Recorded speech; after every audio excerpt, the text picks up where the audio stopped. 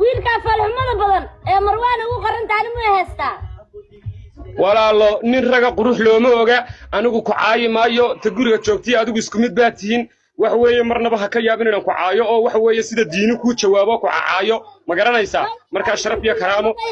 sida diini oo fadhiya nin raga waayani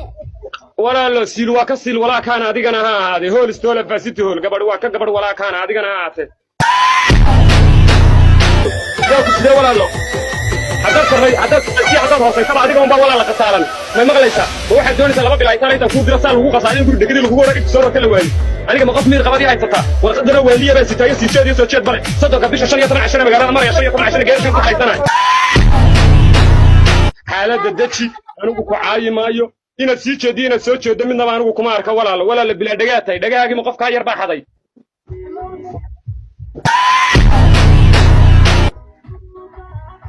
waxay sanka kama soo bibi kaaga dhuftay anigu walaalo waan ku dhawraya waraashay baa tahay oo iga weyn marka walaalo soo dhawow 4 iyo 4 baa tahay isleeftay